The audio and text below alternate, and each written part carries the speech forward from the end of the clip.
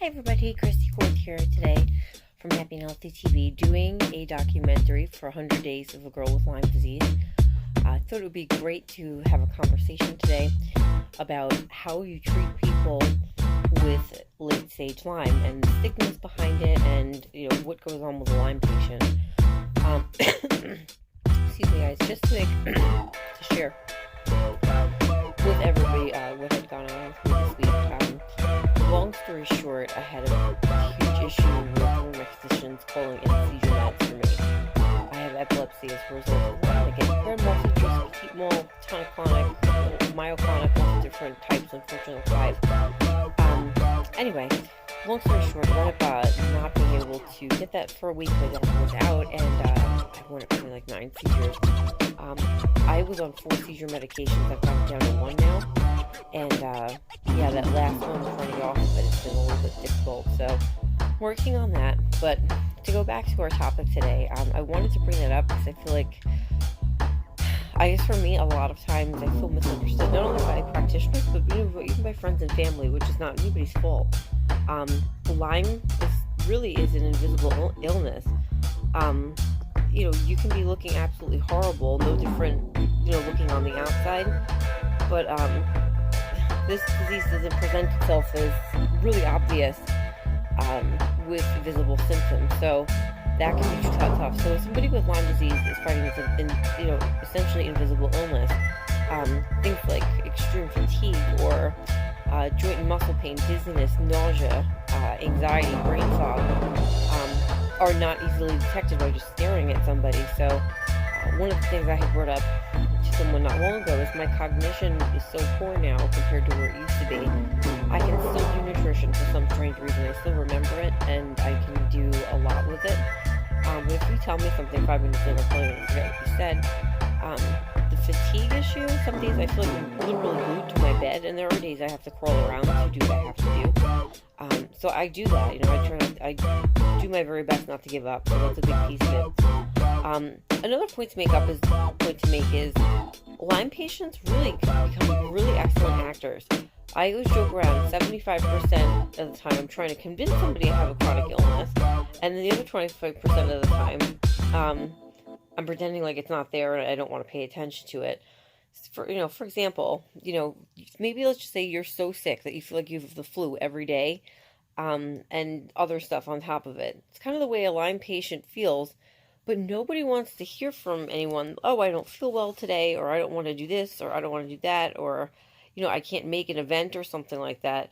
Do you know how many times I've gone out or done things anyway when I felt completely horrible? I function every day at a level 7 with pain. Become used to it. It's a threshold for me.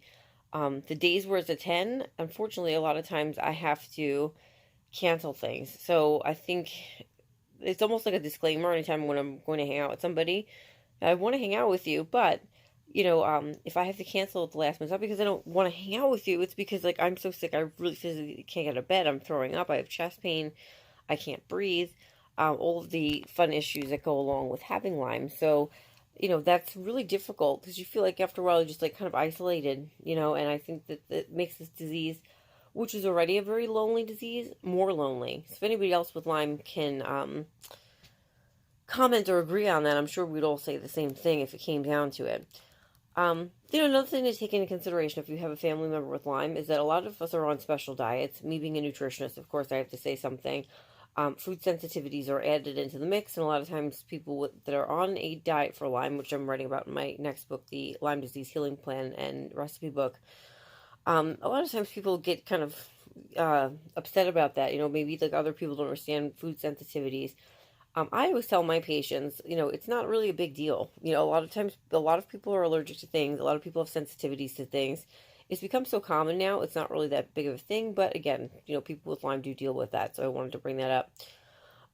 Here's another thing to consider. If you have a friend with Lyme, or if you have Lyme, some of the treatments that we get cause something called a Herxheimer reaction, which is essentially just you get worse before you get better, because you have something called die-off, where all of this bad bacteria from the Lyme just kind of exits the body from doing these treatments. And a lot of times when that happens, you get really sick. So it's similar to somebody getting chemo for cancer. The cancer is killing off the chemo, but at the same time, the person is suffering because it's killing off good cells. And that winds up becoming tough. It's very similar to what a Lyme patient goes through. So you may feel worse if you get treatment, and again, maybe a family member or friend will be like, well, why aren't you feeling better if you're getting treated? Well, this is what happens when you do get treatment for Lyme. Again, we have that whole die-off phenomenon go on. And, that could be pretty difficult. I've had that happen to me a couple of times before. Um, Here's another thing. A lot of Lyme patients are not well enough to go to school or to go to work. Now, I have to tell you, this is coming from somebody who had, 3 jobs, was raising a child as a single mother, on top of the fact that I was involved very much so in my community with doing different things with outreach or teaching children or, whatever I was doing. And I was able to do that, like, spin 15 plates without stopping. After I got sick, I attempted to go back to work like 20 times, both to my corporate job and my private practice. Um, Now, unfortunately, most of the time after a while, I would relapse. I was not really go through a little bit of remission and then push myself too hard. And that can be difficult. So, I've had people say to me, "Oh, it must be so great. You don't have to work." Oh my God, are you kidding me? I would, like, if I could, I would run to my job right now. I guess pun intended, because I'm wearing my Long Island Running People shirt. It's another thing. It's like I'm not allowed to run right now. I had mentioned to somebody earlier today that is driving me crazy.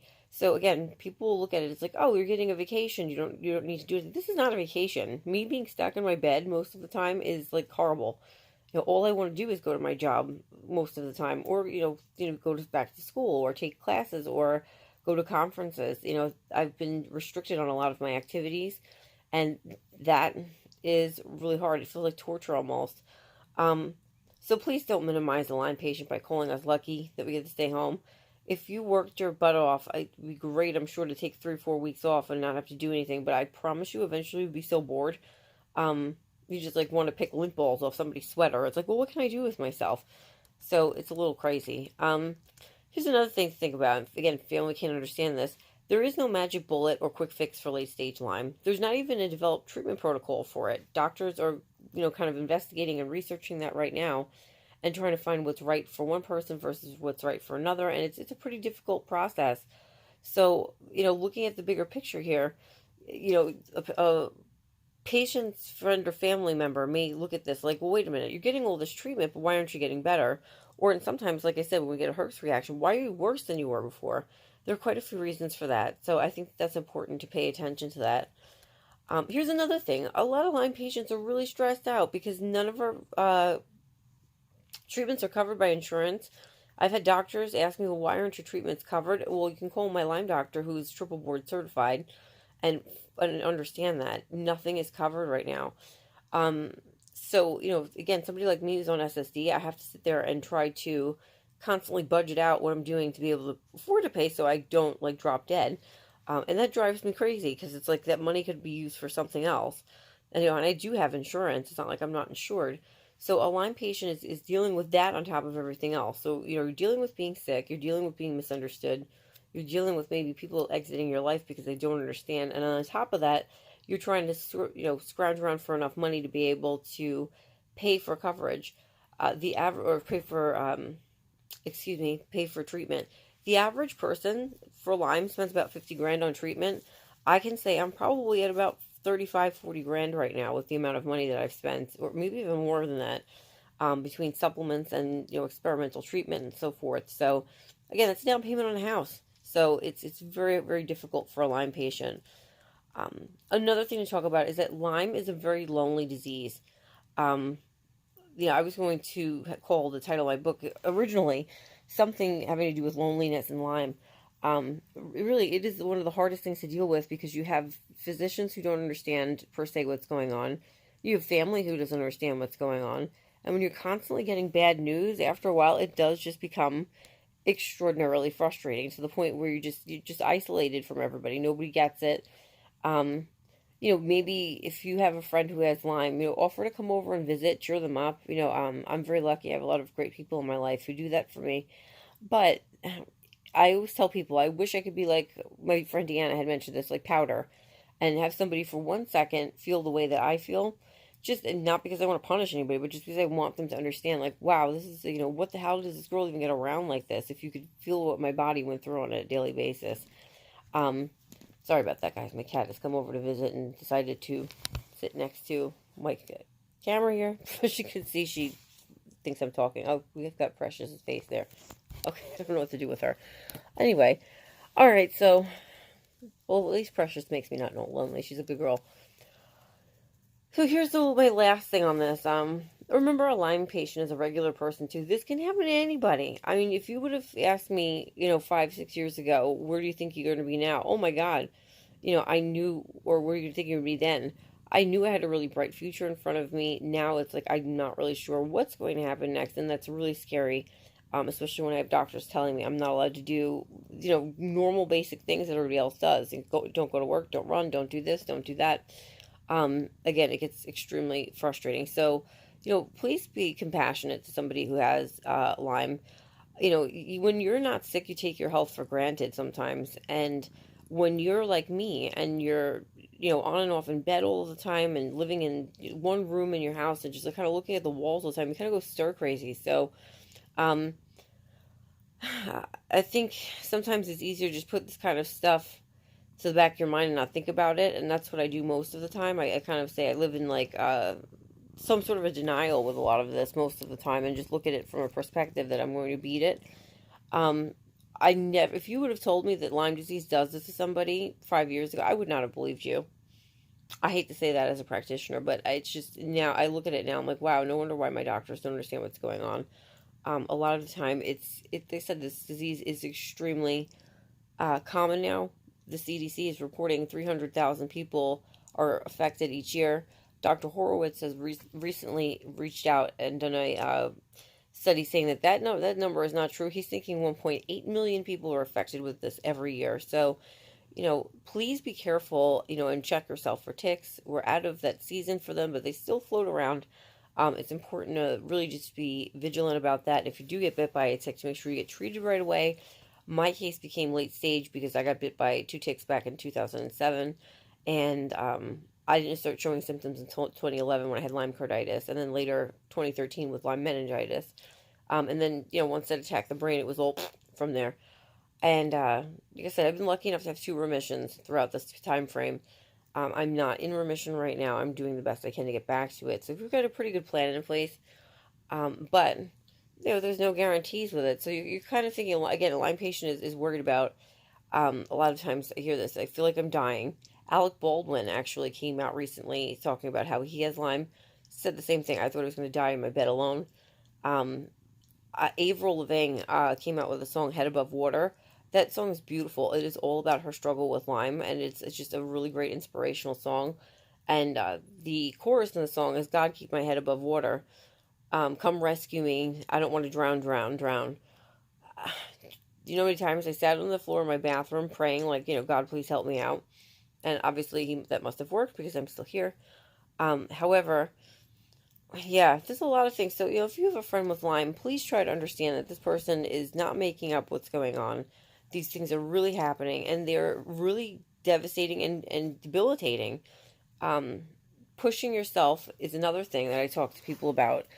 I'm constantly pushing myself, and people are telling me to slow down, but then I get upset with that because it's like, well, hold on. Well, then what am I supposed to do? Do you want me to lay in my bed for the rest of my life, or am I going to push, and am I going to keep going?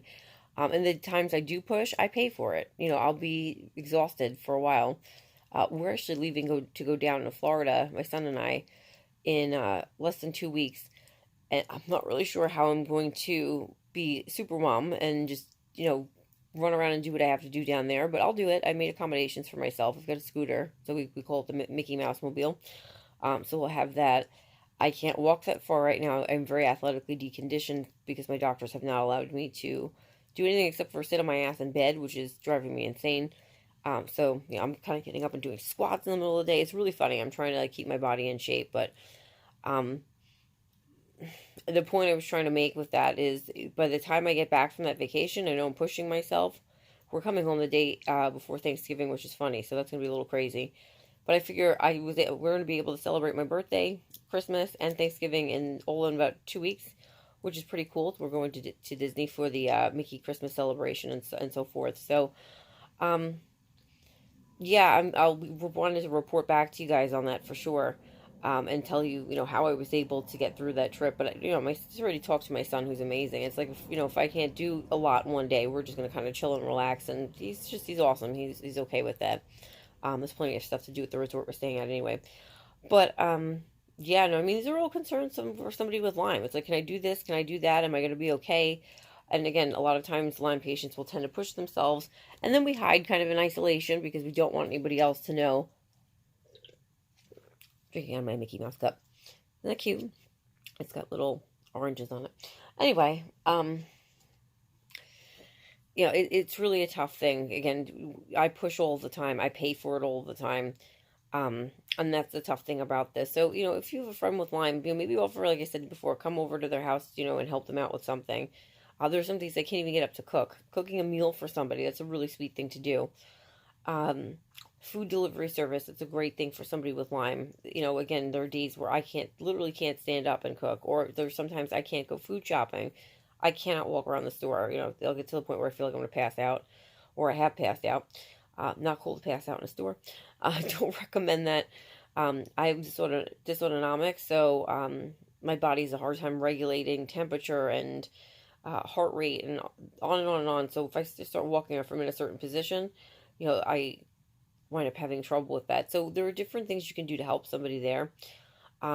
Driving people back and forth. So I had somebody didn't call them my seizure meds, 9 or 10 seizures in the past, like 3 or 4 days. I used to have 5 seizures a day when I first got sick, so I don't know how I'm still here. I'm very tough, I suppose, and I think positive 90% of the time. So that's something to consider as well. So please, guys, again, this is for anybody dedicated to anybody with Lyme. If you're somebody who knows someone with late stage Lyme, I'm saying this as a medical practitioner. Again, if somebody would have told me I would have had the symptoms I have now and still be sick like I am now, I wouldn't believe you. Because the stuff that has happened is just, it really is unreal. And then again, remember your family member or friend is dealing with their doctor's not understanding. Maybe they don't fully understand what's going on with their disease process and they're trying to figure it out. We don't have clear-cut treatment protocols. We pay a lot of money for treatment, which prevents you from being able to go out and do other things and enjoy your life. It's like, okay, let me spend all my money on bills and going to go get Lyme treatment. And it's, that's not fun. Which is why I decided to kidnap my child. Not really, because, the child belongs with me, of course. And just run away for a week. I don't feel like dealing with doctors or anything, and I think that that's not a bad idea if you're able to travel. So, all right, guys. That's my little rant on how can you help somebody with Lyme and what does it feel like to have Lyme. And, trying to take away that stigma that we have now with it. And, hopefully helping people understand that this is not a disease that somebody's made up. This is not somebody walking around that wants attention from the stupid disease. I always tell people, I don't want your pity. I just want to get better. Excuse me. And that really is what it all boils down to. So I hope everyone has enjoyed this information. If you have any comments, hit them in the comment box below, or put them in the comment box below. I can't speak anymore today. Yeah, so I'm really looking forward to, if anybody has any feedback on this. And I hope that you guys have a great day or a great night, wherever you're coming from. And take care. Mwah. Love you guys. Bye-bye.